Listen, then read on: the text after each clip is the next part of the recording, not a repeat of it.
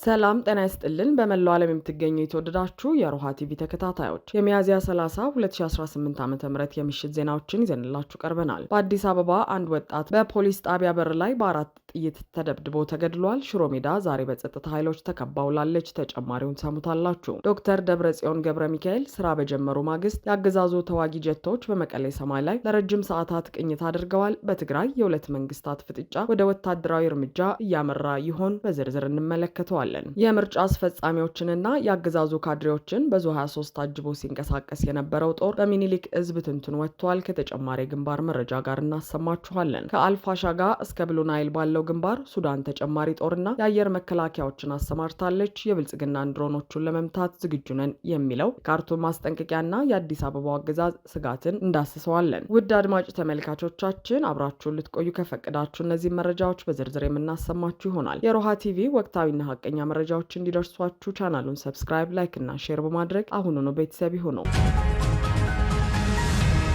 በአዲስ አበባ ሽሮ ሜዳ ተብሎ በሚጠራው አካባቢ የአገዛዙ ታጣቂ አንድን ወጣት በአራት ጥይት ደብድቦ ገደለ። ትናንት ሚያዝያ 29 ተገኝ ባልቻ ኦሮሮ የተባለ ወጣት በአንድ የፖሊስ አባል በወጣበት አራት ጥይት ህይወቱ ማለፉን ተከትሎ ዛሬ ሽሮ ሜዳ በጸጥታ ኃይሎች ተከባና ተሽከርካሪ እንቅስቃሴ ተገቶ መዋሉ ተገልጿል። የወጣቱ ታሪክ እጅግ ልብ ሰባሪ መሆኑን የሚገልጹት የቅርብ ወዳጆቹ ተገኝ ባልቻ ቀደም ሲል በሽሮ ሜዳ አካባቢ ስኬታማ የነጠላ ነጋዴ እንደነበርና ራሱንና ቤተሰቡን ከመደገፍ አልፎ ለብዙዎች ደራሽ የነበረ ወጣት እንደሆነ ይመሰክራሉ። ይሁን እንጂ በአገዛዙ የልማት ሰበብ የንግድ ሱቁ በመፍረሱና ንብረቱ በመጥፋቱ ወጣቱ ለከፍተኛ ኢኮኖሚ ኪሳራና ለስነ ልቦና ቀውስ ተዳርጎ ቆይቷል። ይህ በፈጠረበት ቁጭት ውስጥ ሆኖ ከአንድ ወር በፊት ከአንድ የፖሊስ አባል ጋር በፈጠረው አለመግባባት ለቀናት ታስሮ እንደነበርና በዚያው የእስር ቤት ቆይታው አባቱ ከዚህ ዓለም በሞት መለየታቸው ታውቋል። ወጣቱ የአባቱን የቀብር ስነ ስርዓት እንኳን እንዲታደም ሳይፈቀድለት ሀዘኑን በእስር ቤት እንዲያሳልፍ መገደዱን የአካባቢው ነዋሪዎች ይገልጻሉ። ተገኝ ከሳምንታት በፊት በዋስትና ተፈቶ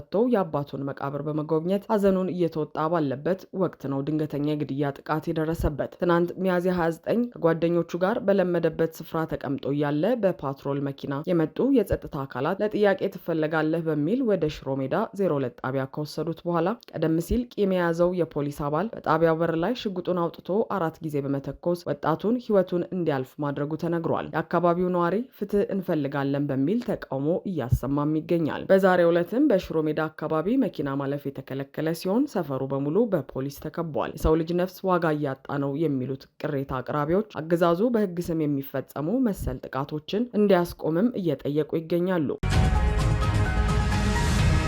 የሚኒሊክ እዝ በአገዛዙ ጦርና በምርጫ አስፈጻሚዎች ላይ በወሰደው የተቀናጀ ኦፕሬሽን ደማቅ ድል መቀዳጀቱን የእዙ የህዝብ ግንኙነት መምሪያ አስታወቀ። እንደ ህዝብ ግንኙነቱ መረጃ የአገዛዙ ምርጫ አስፈጻሚዎችንና አመራሮችን በዙ 23 የከባድ መሳሪያ አጅቦ ከመሃል ሳይንት ወረዳ ደንሳ ከተማ ተነስቶ ወደ ባህር ዳር በመጓዝ ላይ በነበረው የመከላከያ ሰራዊት ላይ የሚኒሊክ እዝ 105ኛ ኮር 47ኛ ክፍለ ጦር የአትሮኖስ ሻለቃ ቃኞች የቆረጣና የደፈጣ ጥቃት ፈጽመዋል። ትንታጎቹ የፋኖ አባላት ጥቃቱን የፈጸሙት ጠላት ባልገመተውና ባልጠበቀው ሰዓት በመሆኑ የአገዛዙ ጦር የመከላከል አቅሙ ተዳክሞ ከፍተኛ የሰብአዊና የቁሳቁስ ኪሳራ ለመሸከም ተገዷል። በዚህም እርምጃ 2 ወታደሮች ወዲያውኑ ሲገደሉ ከ9 በላይ የሚሆኑት ደግሞ በጽኑ ቆስለዋል። ከቁስለኞቹ መካከልም የባንዳነት ስነ ልቦና የተጣባውና የገዛ ወገኑን ሲያሰቃይ የነበረ ካድሬ እንደሚገኝበት ተረጋግጧል። የሚኒሊክ እዝ ባወጣው መግለጫ የበሻሻው ወፈፌ ሲል የጠራው አብይ አህመድ አይኑን በጨው አጥቦ በመድፍና በድሮን እየጨፈጨፈው ያለው ህዝብ አፈሙዝ እያስፈራራ ምርጫ ለማካሄድ መሞከሩ የነውረኞች ቁንጮ መሆኑን ያሳያል ብለዋል። አገዛዙ የፈለገውን ያህል ቢታጠቅም በፋኖ የብረት ክንድ ከመፍረክረክና ከመደምሰስ እንደማያመልጥ በተግባር ያረጋገጠ መሆኑን የጠቀሰው መግለጫው ከአገዛዙ ጎን ቆመው በህዝብ ላይ ግፍ ለሚፈጽሙ ባንዳዎች ቀኑ እንደጨለመባቸውና መጨረሻቸውም የውሻ ሞት እንደሚሆን ዳግም አስጠንቅቋል። ይህ እርምጃ በአሁኑ ሰዓት በአማራ ክልል በተለያዩ ግንባሮች ምርጫ ለማስፈጸም የሚንቀሳቀሱ የአገዛዙ ካድሬዎች ላይ ከፍተኛ ድንጋጤ የፈጠረ ሲሆን ፋኖ አባላት በማንኛውም ቦታና ሰዓት የማጥቃት እምቅ አቅማቸውን እያሳዩ መሆኑ ተሰምቷል። ዶክተር ደብረጽዮን በህወሓት ለክልሉ አዲስ ፕሬዝዳንት ሆነው ከተሾሙ በኋላ የመጀመሪያውን የካቢኔ ስብሰባ መምራታቸውን ተከትሎ ጀነራል ታደሰ ወረደ ማስጠንቀቂያ ሰጡ። በህወሓት ስልጣኑ የተመለሰው የትግራይ ክልል ምክር ቤት ፕሬዝዳንት አድርጎ የመረጣቸው ዶክተር ደብረጽዮን ገብረ ሚካኤል በመቀለ ከተማ በሚገኘው የፕሬዝዳንት ጽህፈት ቤት ውስጥ የመጀመሪያውን የካቢኔ ስብሰባ በመምራት በይፋ ስራ መጀመራቸው ተገልጿል። ይህ ክስተት በአንድ ክልል ውስጥ ሁለት የተለያዩ አስተዳደሮች መኖራቸውን በይፋ ያረጋገጠ ሆኗል። በዶክተር ደብረጽዮን የተመራው ካቢኔ በዛሬው ስብሰባው በድህረ ጦርነት የማገገም ጥረቶች፣ ተቋማትን መልሶ መገንባትና አስተዳደራዊ ጉዳዮች ላይ መወያየቱን የገለጸ ቢሆንም ክስተቱ ግን በክልሉ ካለው ጊዜያዊ አስተዳደር ጋር ቀጥተኛ ወታደራዊና ፖለቲካዊ ፍጥጫ ውስጥ ከቶታል። የትግራይ ክልል ከጦርነት በፊት የነበረው ምክር ቤት ዳግም መቋቋሙ በአገዛዙ እውቅና ከተሰጠውና በታደሰ ወረደ ከሚመራው የትግራይ ጊዜያዊ አስተዳደር ጋር የከረረ ጸብ ውስጥ የገባ መሆኑ ይታወቃል። ይህንን የደብረጽዮን ካቢኔ ስብሰባ ተከትሎ የትግራይ ጊዜያዊ አስተዳደር ፕሬዝዳንት ሌተናል ጀነራል ታደሰ ወረደ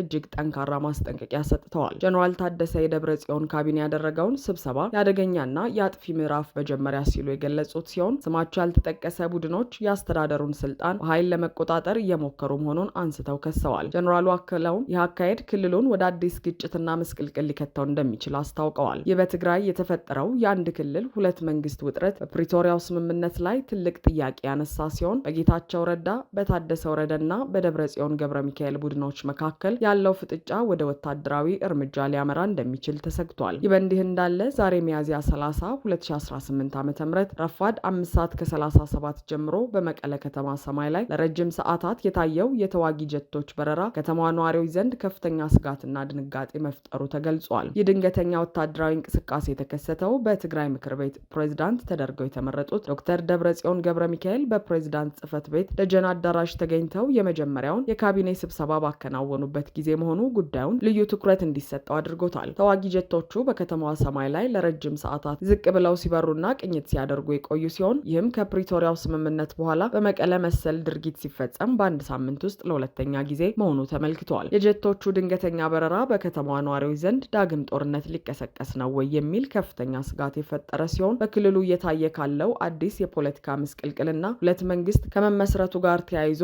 እንደ ወታደራዊ ማስጠንቀቂያ ተቆጥሯል። የፖለቲካ ተንታኞች እንደሚሉት ይህ የአየር ላይ ቅኝት አገዛዙ በዶክተር ደብረጽዮን ለሚመራው አዲስ ካቢኔ የሰጠው ግልጽ ወታደራዊ ምላሽ ሊሆን ይችላል እየተባለ ነው።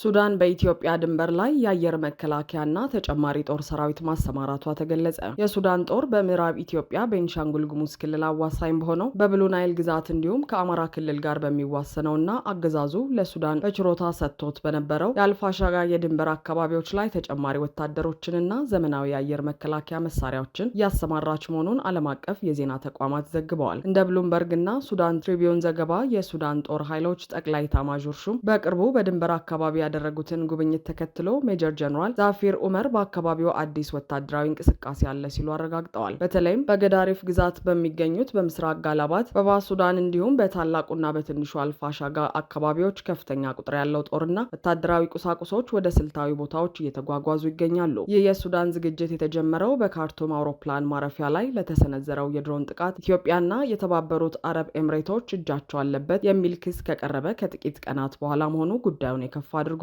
የሱዳን ወታደራዊ አመራሮች ሚያዝያ 26 ቀን በሰጡት መግለጫ በጥቃቱ ጥቅም ላይ የዋሉት ድሮኖች መነሻቸው ከባህር ዳር መሆኑን የሚያረጋግጥ አስተማማኝ ማስረጃ አለን ማለታቸው ይታወሳል። ምንም እንኳን የብልጽግናው አገዛዝ ክሱን መሰረተ ቢስ ቢለውም ሱዳን ግን በድንበሯ ላይ የአየር መከላከያ መሳሪያዎችን መደቀኗ ካገዛዙ የሚነሱ ድሮኖችን ለመምታት መዘጋጀቷን የሚያሳይ እንደሆነ ተነግሯል።